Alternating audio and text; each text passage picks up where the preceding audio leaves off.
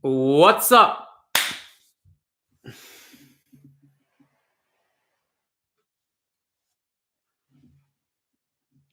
All right, we're live. I'm going to count us in just because I'm also uploading this on the podcast network.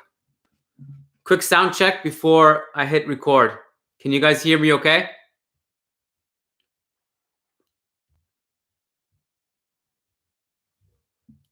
You can hear me? Okay, hold on. Am I on two different videos? Wait a second.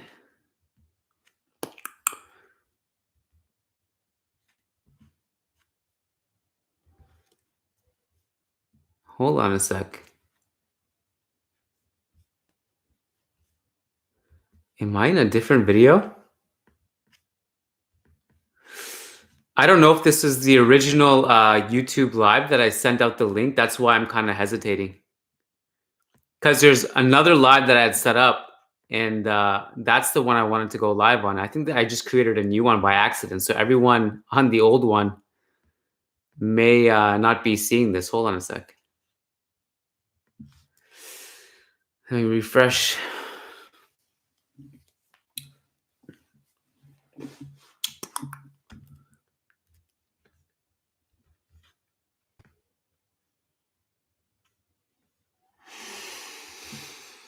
Okay,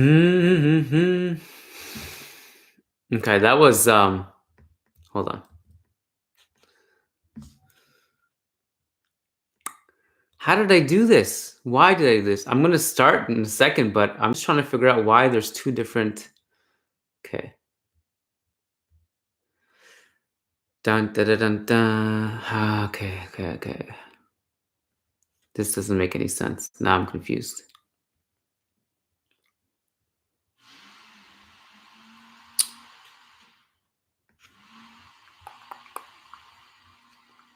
How do I grab the link from this? Guys, I need a favor from you guys. If you're listening to this, I know a bunch of you guys are already on this. Can you copy the link to this YouTube stream and paste it in the chat? I just want to see what link you guys are using. Does that make sense?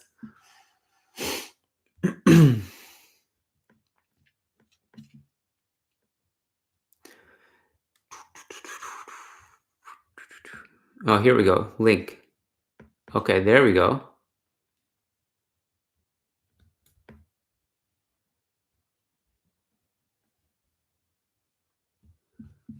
Okay.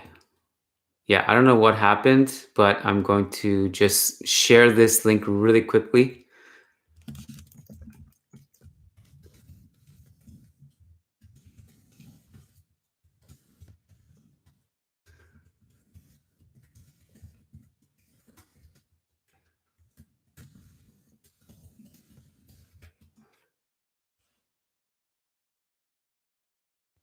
Okay, that's sorted.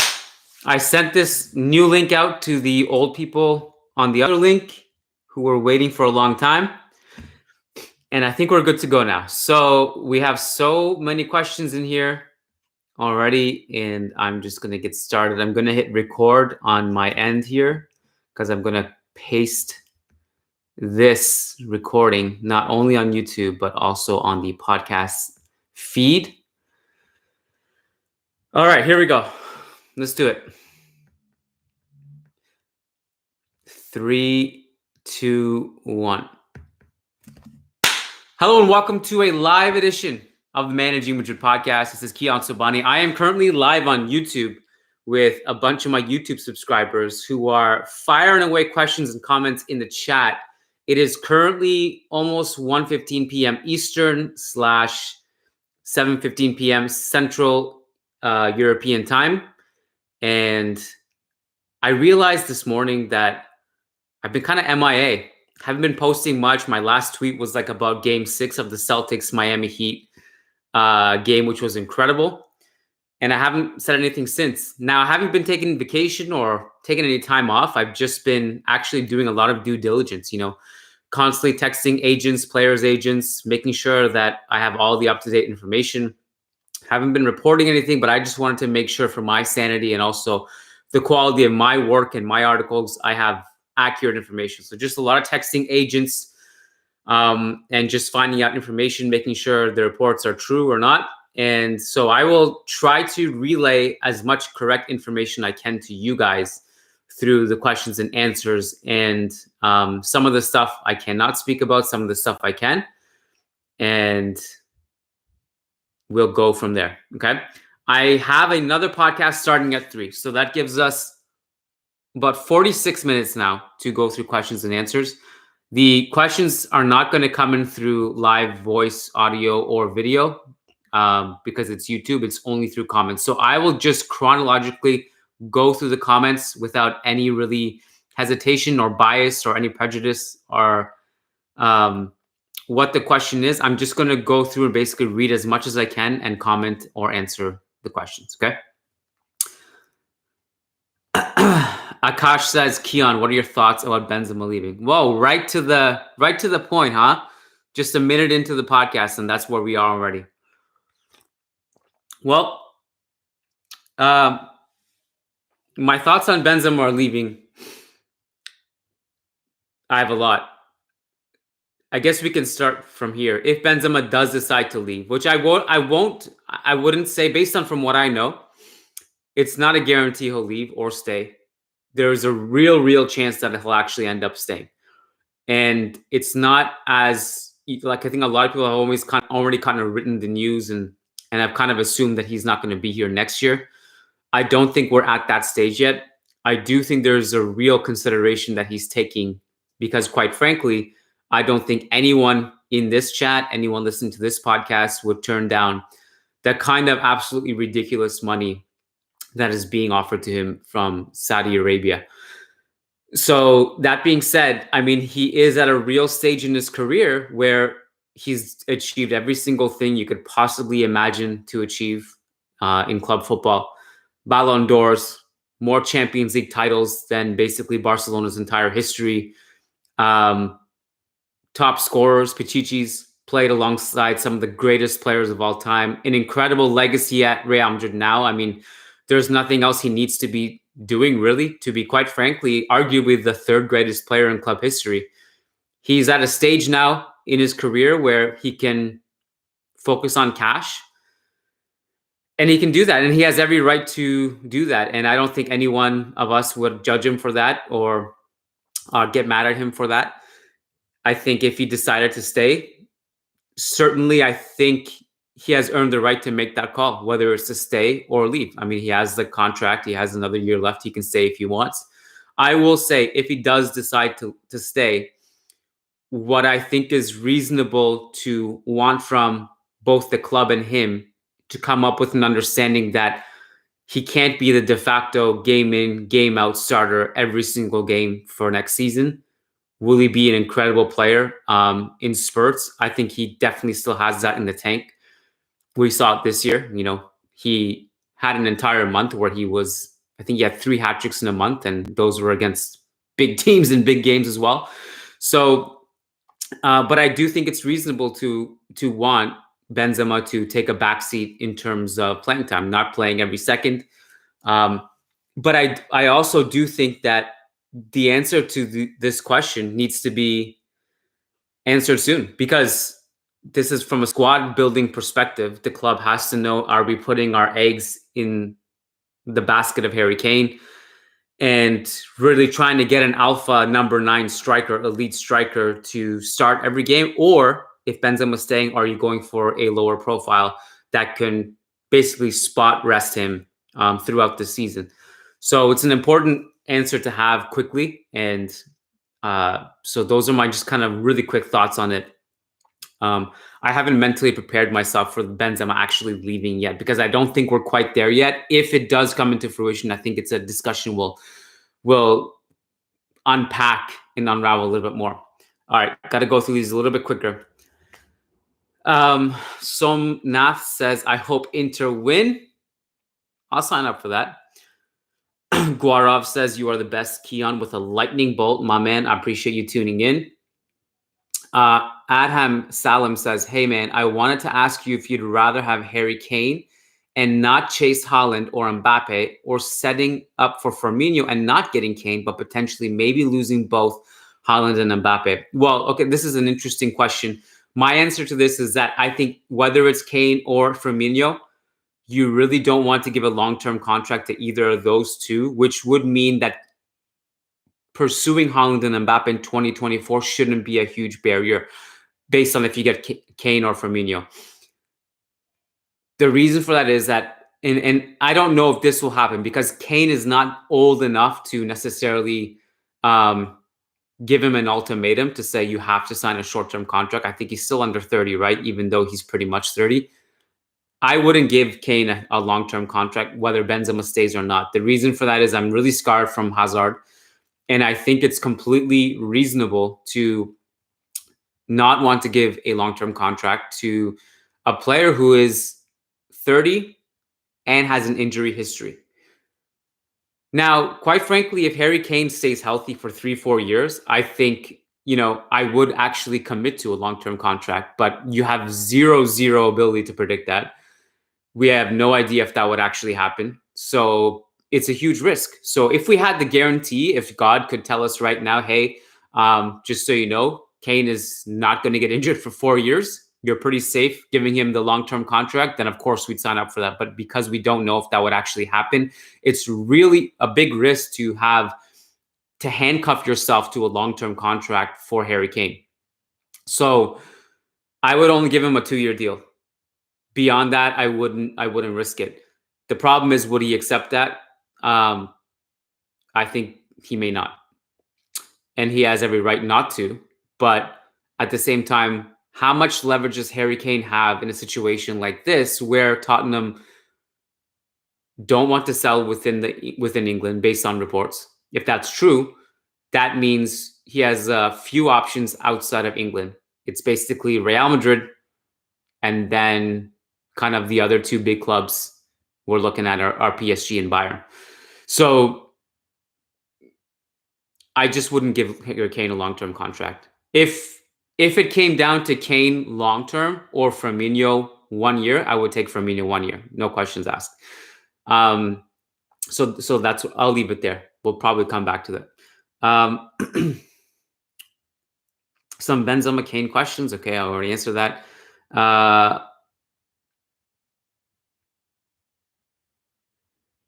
Okay, a lot of these are Benzema Kane. Arsonist says, hello, Kiyan, congrats for 7K subscribers on YouTube. Yes, thank you, man. It's peanuts. It's absolutely nothing. Some YouTubers have 7,000 views per second, let alone 7K subscribers. They have millions and millions. Hey, but we start somewhere. We got to celebrate our little victories, right? Thank you. First, hopefully the first 7K, and we can double that. We can double that. Let's aim to double that by the end of the calendar year. Prince says, why is Tobias leaving? I mean, I haven't heard anything concrete of Tobias leaving, although maybe I missed something in the last few hours. But if he does leave, it's because he's not good enough, quite frankly. He's a little bit too raw. He has actually been demoted by Raul now. So, I don't think he's worth Real Madrid having to pay him, by the way, because they don't own him full time after this. So they have to pay him to sign him. They can't just keep him without paying. So it's a reasonable. I've used the word reasonable a lot this live call. I don't know why, but it is reasonable. Maybe I heard that somewhere before I started recording. Sebastian Hultuana says, Ronaldo last dance. Why and why not? I'm going to say hard pass with respect to, in my opinion, probably the greatest player ever, at least top two. Definitely the greatest player in club history. Ship has sailed. It's time to move on. All right, the comments are just jumping now. So if I missed your comment, I apologize.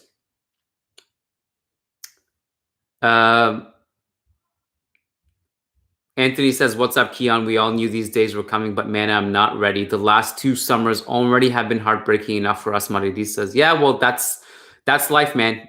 We will lose legends every year almost for the rest of our lives. And we have lost already so many legends, and this has been happening since 1902. It's part of being a fan. It's heartbreaking, but you move on, and new fan favorites will appear, new legends will appear. Arash Raghabi says Militao needs to be replaced. Real needs to buy a center back. Wow, hard disagree. Hard disagree. Militao is one of the greatest center backs in the world. Don't let little dips in form here and there tell you otherwise. All right, let's see. Somnath1235 says, "Hey Kiyan, does Carlo have anything new to offer to this team? He improved Vinicius, Fede, Rodrigo, but I feel he has done his part. We need to move on to someone new. What's your take on this?" Let me take a sip of coffee first. I think Carlo's cycle will come to an end at the latest at the end of his contract. I think you can argue it should come sooner. It should come this summer.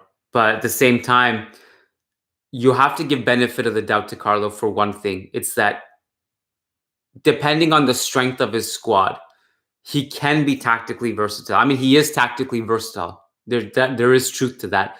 We saw Carlo Ancelotti in 2015 play a completely different brand of football than what he is playing now. When he had the younger midfielders and the ability to control games like the quartet of James, Isco, Modric, and Kroos, really all in their peak, or close to their peak at least, definitely younger versions. It was a completely different brand of football. It wasn't, some of the more conservative counter-attacking, get the ball to Vinicius, let him beat 2 or 3 players. It was high pressing, high octane, possession, counter pressing. So the argument to be made for keeping Carlo is that maybe you give him a different set of players, and he'll play differently next year. Now, obviously, the problem is you have to give him a different set of players, or at least upgrade positions, because the board has not been that active in upgrading the squad of late. We have no news of a new right back. We have Fran Garcia coming back, and murmurings of another left back. Might get into it later on in the call, speaking about my Canadian sources. And then there is a real possibility of more attackers coming in. I guess the issue with Carlo is that if he wants to play a different brand of football, is he willing to play Modric and Kroos less next year? I personally think Kroos is still at an incredibly high level. So I don't think you necessarily have to demote both of them. I also think Modric can be at a high level, but it's just the reality with Modric is that it's going to be fewer and far between. And he's not going to give us the game-changing masterclass performances every single week now. So if you're going to keep him, you have to play him less so that he has enough in the tank for those games. And also you have to wonder how much his presence in the locker room, even if he has a demotion in playing time, still gets in the way. And I've had an entire segment about this that is quite controversial. So I'm sure you've already heard me speak about it. But if you give him the Bellingham along with the Camavinga in midfield instead of left back, Tchouaméni, Fede, all that stuff, maybe Ceballos does get renewed because there has been a contract offer there. Maybe he does play differently next year. So you have to give Carlo the benefit of the doubt. I am a little bit biased, but I think rightfully biased. But I would love to see what Xabi Alonso can do with a young Real Madrid team, maybe in 2 years. Jake says, you mentioned before contact with the agent of Vinicius. Are you confident he has no interest in leaving? I'm pretty confident. Although I will say agents, just because an agent says something doesn't always mean it's true. Agents will tell you what they want you to say. But Vinicius is, I don't think he will leave. Ayman says, will Real Madrid tank another year for the promised 2024 Haaland Mbappé saga part 2? I'm not sure what you mean by tank. This is not an NBA scenario where you try to get last place and get a draft pick. You have to still try to win every single year. So I don't think they will quote unquote tank. But it is true that maybe they are looking at that summer as a potential big summer. Chris says, people freaking out about Jude Bellingham needing surgery. Are you worried? Not necessarily. I think that the weird thing about the surgery news is that it's actually not really new news. I mean, there were talks about, he has had pain in his knee for some time. And in the past month or so, he's actually played through some pain. And I think the plan was originally to get surgery in the summertime. So I don't think this is not something that the club didn't know about. All right, let's see where we are. Chris says Fresneda or Cancelo. I'm not that high on Fresneda. He does not contribute much offensively. And with Cancelo, I worry about the ego part of it. It's pretty telling that both Bayern and City had no interest in him. Isa says, why not renew Benzema and Modric and sell them directly to Saudi, who must pay if they renewed their contract, but Kane for 2-year contract plus going for Mbappe, well, first of all, you don't need to renew Benzema. You could sell him. Now, I think what might happen with Benzema is that I don't think you may not get a transfer fee necessarily, although I'm not sure if that happens. What may happen is Benzema himself might walk away from his contract and leave money on the table that Real Madrid would not have to pay him for. But in turn, obviously, he would just be filthy rich anyway, so he wouldn't care walking away from the contract.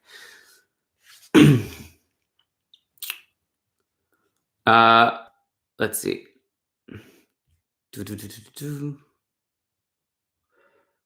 Guarav says, what about Jose Lu? I mentioned it already, but really good striker, veteran presence, would be a short-term deal, low risk.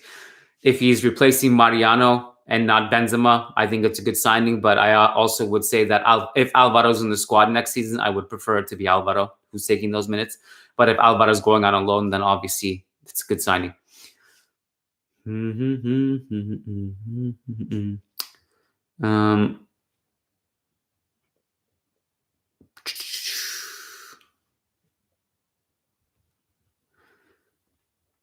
All right. I just realized that I'm actually really behind on questions. Like the questions are moved on. Like these questions are from like 30 minutes ago. Because I know a lot of questions came before I started recording too.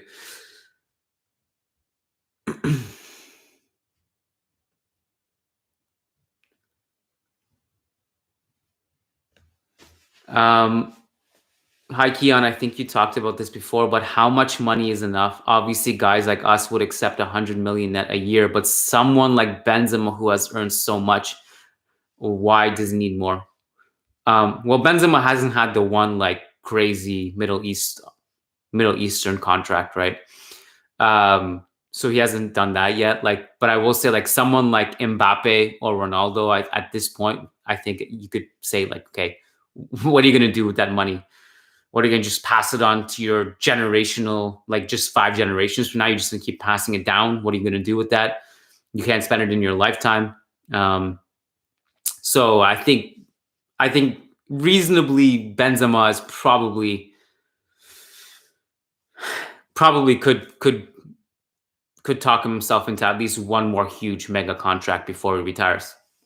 Players have to think about it, man. Like, God forbid if Benzema says, okay, I'll take that contract 2 years from now, not next year. And then God forbid he gets a terrible career-ending injury next year, then he wouldn't get that, right?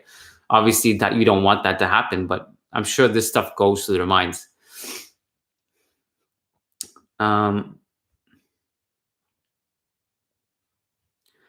Ashutosh says, how close are managing Madrid to players' agents? Is it direct or through multiple intermediaries? It's not. I would speak for myself and probably Lucas. Between both of us, we pretty much have everyone's number in our phone directly. We usually don't go the route of breaking news. Lucas does that a bit more than me. I just make sure my reporting is accurate.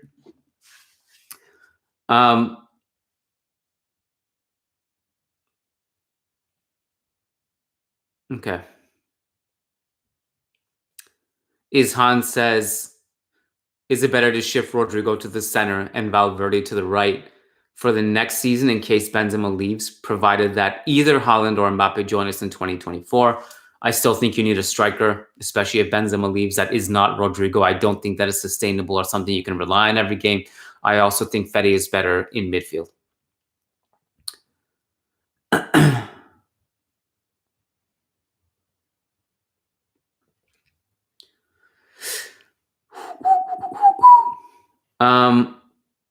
Farouk says, should we go for Mbappe even if it means with Vinicius's future with us, means problems with Vinicius' future with us? We have had a segment entirely on this, on the tactical fit about Mbappe and Vinicius. But just to summarize it, I think what it would essentially look like is that they would be interchangeable centrally and left wing, similar to the dynamic of Benzema and Mbappe at the French national team briefly when he just came back and they were playing together in the Nations League, or Benzema and Cristiano Ronaldo kind of deal, where they swap positions quite often, they link up together, and Real Madrid's offense will likely be going through the left basically for the next decade. Someone says Harry Kane is wank, man. He is not Real Madrid material. Bro, there's only one person who's wank here, and it's not Harry Kane, and it's not me. Jude Bellingham, knee injury. We talked about it.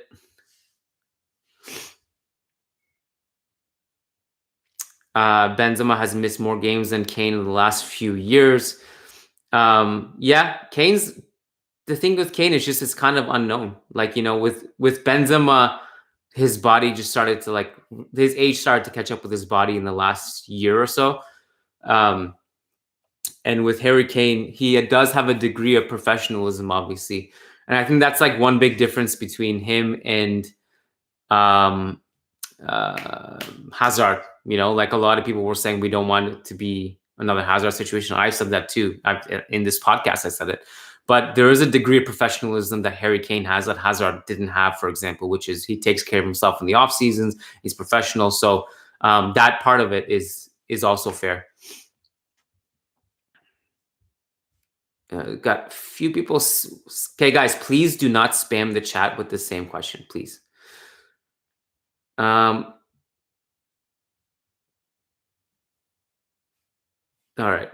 I'm going to move forward a little bit, skip past a bunch of stuff.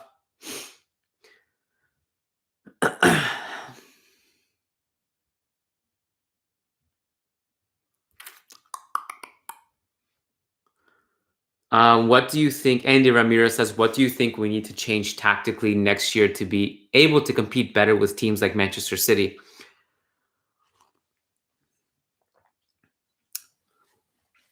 If you look at the last few Champions League exits that we had,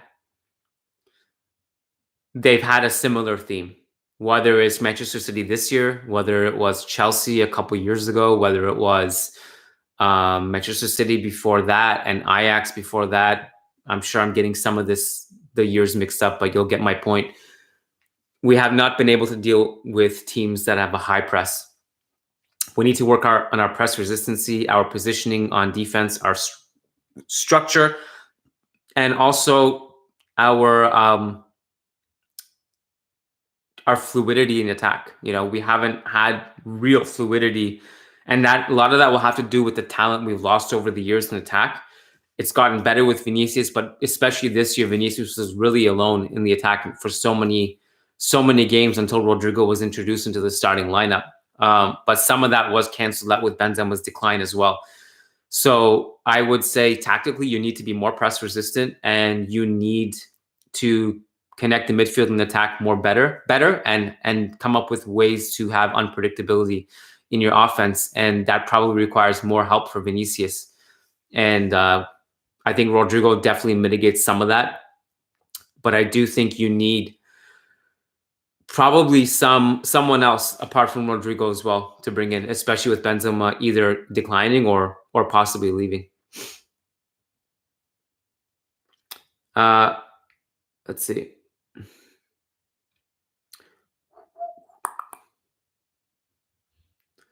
Ramtin is asking about João Cancelo. I did answer that a little bit earlier in the podcast, but you guys, this podcast will be uploaded entirely if you're just joining late. Decode says, do you think Carvajal has too much influence in the dressing room or too many connections? It makes no sense why we're not desperate for a right back. He is a burden to us. Yeah, I agree. The right back is one that I'm surprised we haven't heard more about in terms of players to be linked with. So I have the same concerns that you do. Is there a reason? Is it because of influence? I mean, I think part of it is that Real Madrid has two right backs in the squad under contract in their view. I know a lot of us don't really feel Lucas Vazquez as a right back that can be relied upon, but in the club's eyes, and again, this is not my opinion or anything, it's just the club looks at, okay, we have Vazquez, we have Carvajal. Those are two players not only who we're playing as right back, but also two players who are highly respected, club legends in their own way. Vazquez, in partly because he's humble, he never complains, he's in the squad regardless of what the role you give him is. So these are two players who there's an emotional attachment to as well. So these are reasons why the club, I think, are hesitant to look at the right back position. Where, in my opinion, I think you need to be a little more ruthless in these situations.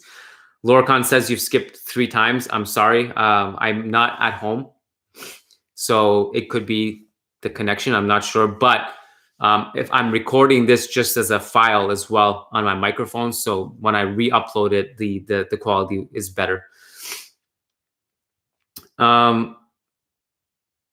Yeah, Benzema questions, guys. If you're just tuning in, kind of already spoken about it. You can listen to it later.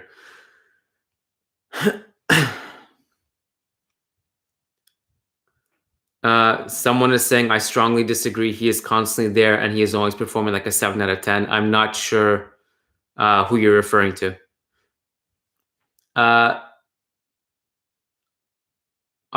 Octogenarian Grunt, do you think that Fran can become the starting left back over Mendy next season? I do. I think that, I mean, I've watched a lot of Rayo this season. I've wrote about it too, but I think the reason why I'm excited for Fran Garcia is that he does a lot of the right things. Like, he's an intelligent footballer. So a lot of the things that we have asked for Mendy to do over the last couple of years, and it was really noticeable this year because he wasn't as great defensively as he was the year prior. So in the past, like 2 years ago, with Mendy being a limited player offensively 2 years ago, you could kind of get away with seeing that because he was so great defensively that the trade-off was worth it.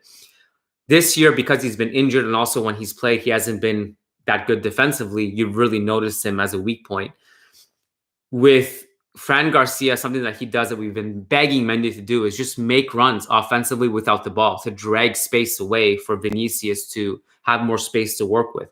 You watch Fran Garcia at Rayo, the way he connects with Alvaro Garcia, who is the guy who plays left wing ahead of him. They're constantly moving together with and without the ball. Fran Garcia is making underlaps, overlaps. He is sometimes going completely central, trying to receive cutbacks at the top of the box. So Ancelotti will have to channel that into his own system and give him certain instructions. But as a player profile, he makes a lot of good runs offensively. And also he's good one-on-one defensively. He works really hard behind the ball. He's a good presser. He's got the younger leg profile that, you know, we asked for, that would complement the Bellinghams, the Camavingas, the Tchouaménis, the Valverdes, etc. I think he's a really good signing. I don't expect him, and I think fans should, you know, just so that you don't get the sense that I'm overhyping him, because I think you have to keep your expectations with Fran Garcia in check. He's not elite. He's definitely one of the better left backs in Spain, but he can improve a little bit defensively. And he also, well, to be honest, I think he actually can improve from his Rayo days overall, because the talent upgrade around him is going to be pretty significant too. You know, you go from Alvaro Garcia to Vinicius, and all of a sudden you're linking up with a completely different caliber of player. So I think we haven't even seen the best version of Fran Garcia yet either. So there's also that. So I don't know if he's going to be the starting full-time left back for the next 5-6 years, but I definitely think he's a really good squad player to have. So while I said that, there's like 20 new comments in the chat. So let's see where we'll go from here.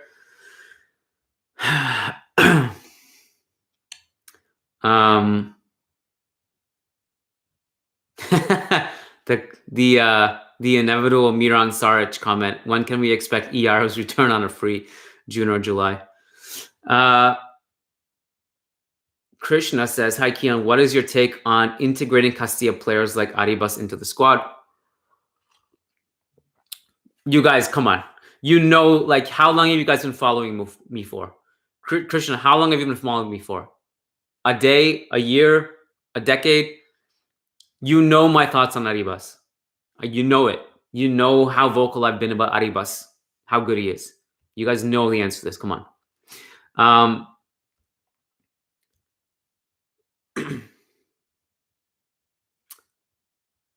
Let's see. Hermit Crack says, would you like to see Bernardo Silva at Real Madrid? To be honest, of course.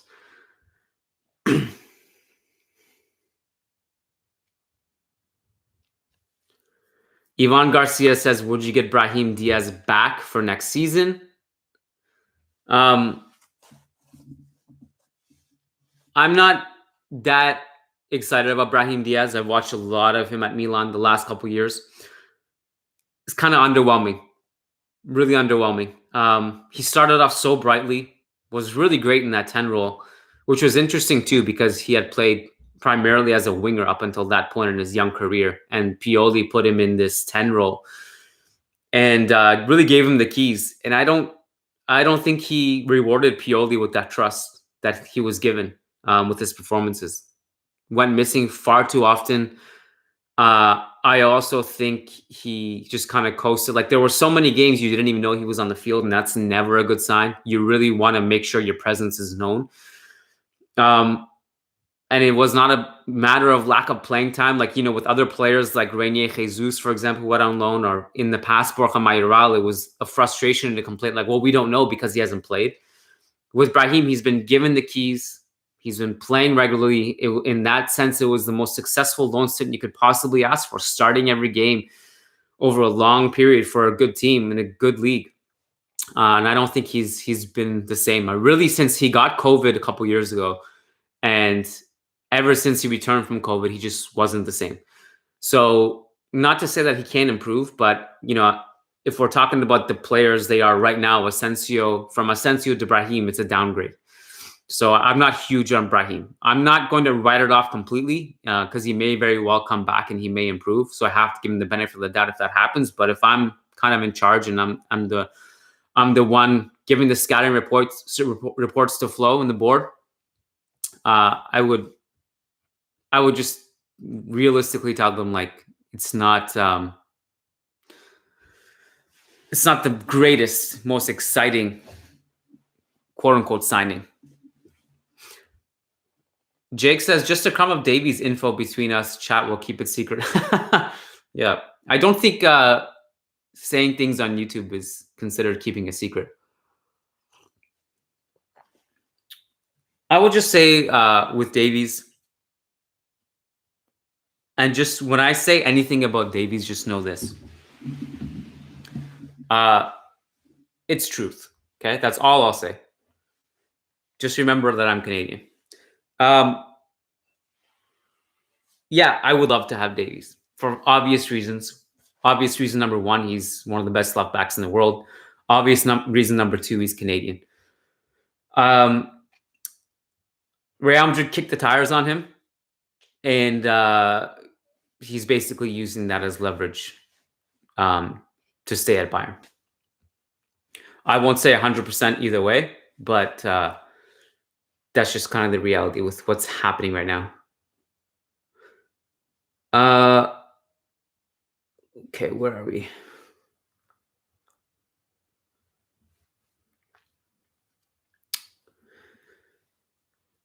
Ashutosh says, hey, Kiyan, we know you love Rodrigo, me too, but what do you think his long-term position is? How we can get the best out of him? His long-term position is going to be anywhere in the front three. I know everyone's saying that his best position is left wing. A moot point. He's not better than Vinicius, and Vinicius is going to start on that left wing. So he's going to have to play a lot of set in the middle and on the right, or in a 10 role, or the occasional left wing cameo when Vinicius can't play. Oh man, I was reading one that seemed interesting, and then the comments did that thing where they just jump.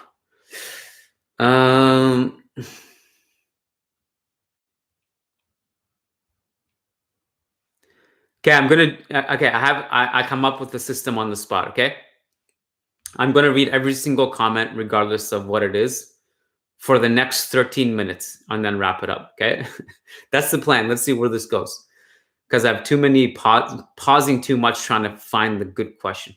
So here we go. Rapid fire, starting with I don't even know where I left off. I just had it. All right, we're gonna start with Arash Raghabi and read every single one. Arash says, if Tuchel leaves Bayern, would you sign him for a year, then Xabi Alonso? No. Why do that just for 1 year? If I would just write out Carlo's contract. I really like Tuchel, by the way, but I don't necessarily trust his ability to get everybody to buy in and keep the locker room happy. And he's kind of like, in terms of character and personality, Ancelotti at least has. By the way, I'm a huge. I think Tuchel is an absolute genius, football genius, one of the geniuses of our time in football. But if it's just we're just banking 1 year, we might as well just write out Carlo, because we have a guarantee that he can keep squad harmony, and just ride it out until Xabi comes, if that's the plan. Ashutosh says, okay, that was the one I already read. Okay, so here we go. Anmol Hoon says, what do you think our preferred starting midfield three will be next season? I will just say what I think is the front three that I think is the most interesting, and it's Tchouameni, Camavinga, and Bellingham would be the one I'd be most interested in seeing, with Cruz and Fede spot starting. Ramtin Mahrou says number 10 belongs to Rodrigo and Bellingham. Is Brahim able to compete with them to start? No, Brahim is inferior to both of those players. And Ano Ellie says, rumor has it that we are looking to sign a second keeper. What do you know about this, and what could our options be? I have no idea. The Agra says, what happened to Renier Jesus? Just has not been playing. He played 0 minutes in like 2 years for Dortmund. I don't know why they renewed it for 1 more year. They should have just brought him back. And at Girona, he hasn't been playing much, and also has had some injuries. Guarav says, what about Asensio? I don't think there's anything new other than what we've already said about Asensio in previous podcasts. Raj Maheda says, do you think the board should convince Benzema to complete the contract and then leave, since Endrick will be available for us in 2024? I think the board is just basically giving him a choice and saying, we'd love you to stay, but if you go, we will respect it. Garvit says, hey, Kiyan, if Ceballos leaves, should we call up Nico Paz instead of maybe a loan? He trains with the first team with Cruz and Modric. Nico Paz is an exciting talent. I really like him. I don't think he's ready yet, but that doesn't mean he can't be incorporated and let him develop. My hunch is I don't think he'll be in the squad next season. We'll probably go out on loan. Or just have another year with Castilla.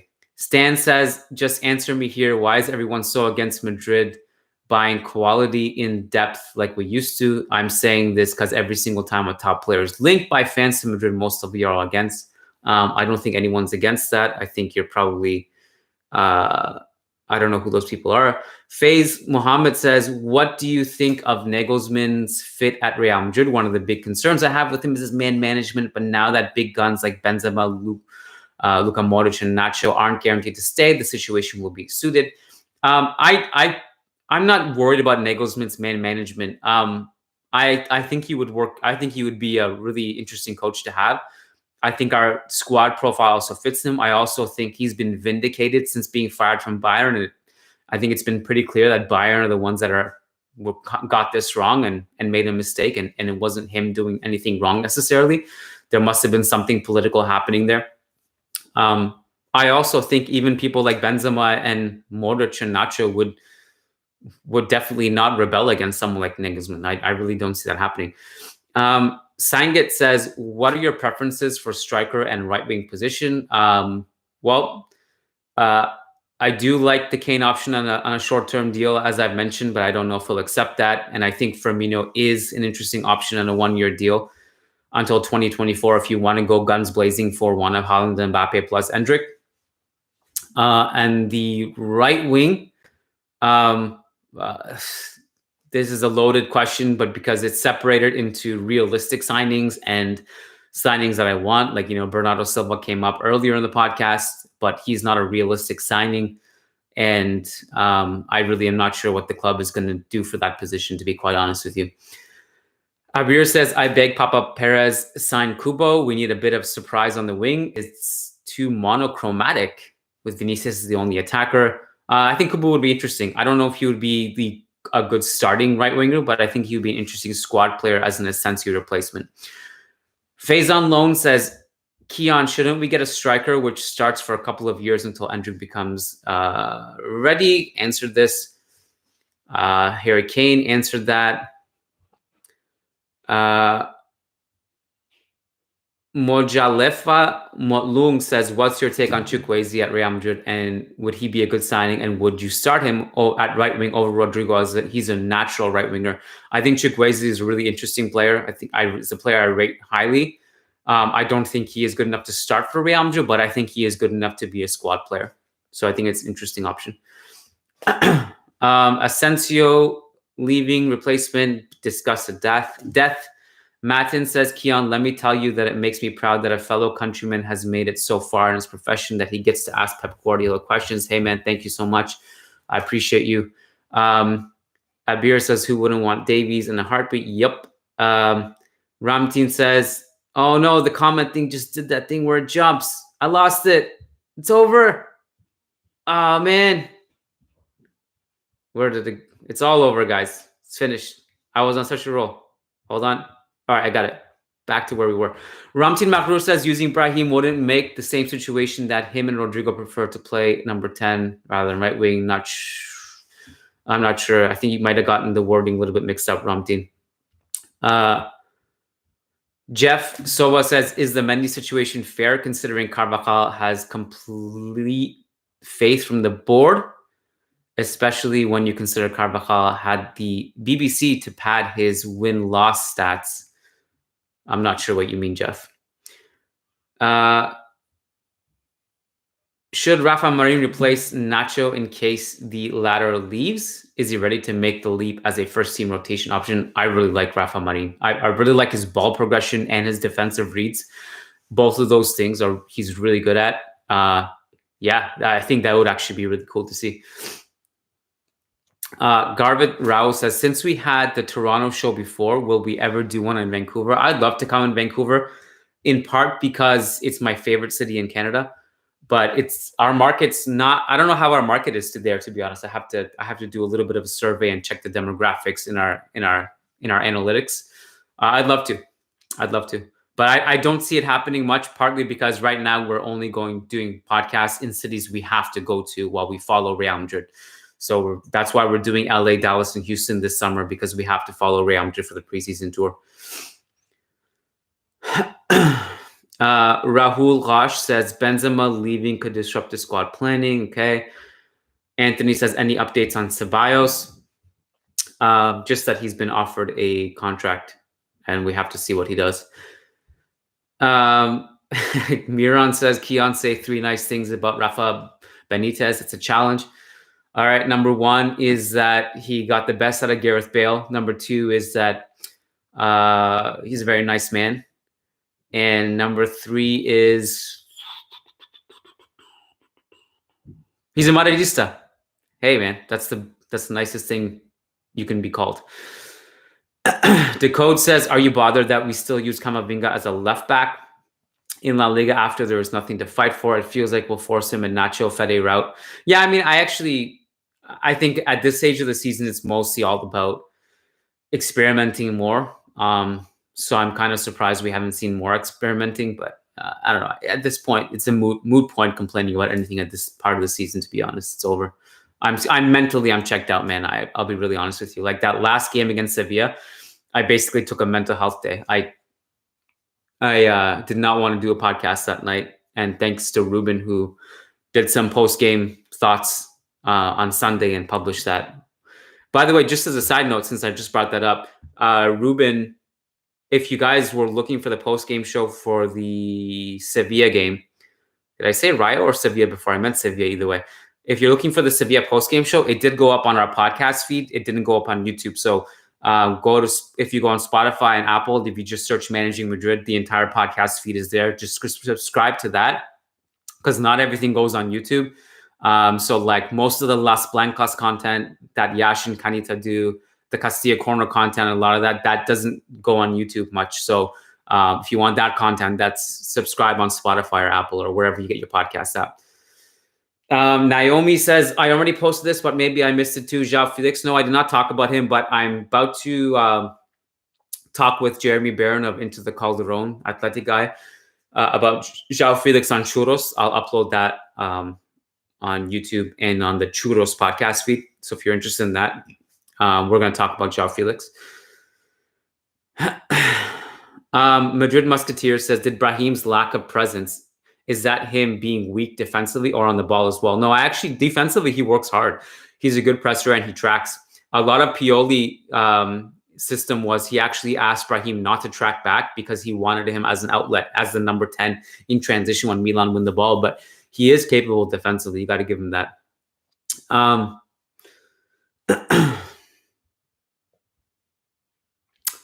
got to go. So I'm just going to skim through to see what I should prioritize in these last 2 minutes or so.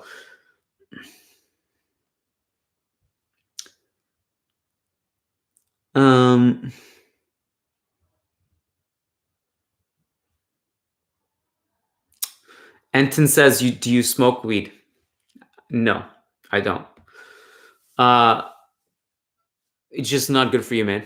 I don't know what to say. If you smoke weed, you smoke weed, but there's so much science now about what it does to your brain. Not worth it. Although it probably sometimes maybe my performance right now is so bad that it looks like I'm smoking weed. Wolfgang Prince says, how good is your Spanish? Do you listen to any Spanish Real Madrid YouTubers? If so, which ones? I don't listen to any Spanish YouTube.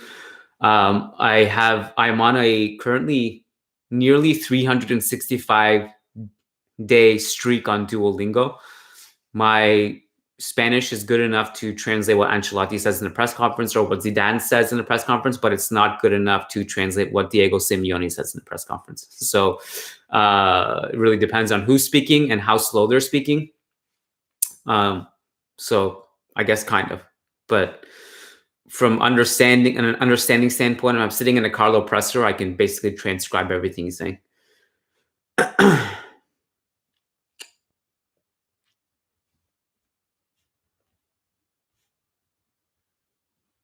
I think that's it. I think there's nothing else really that interesting. I mean, no, sorry, I should reword it. There's interesting stuff, but a lot of it is stuff we've already talked about. Sangit says, how do you generate income as a journalist? Well, I just have a job and my job pays me, and we have Patreon. So Patreon and plus a job and a travel budget.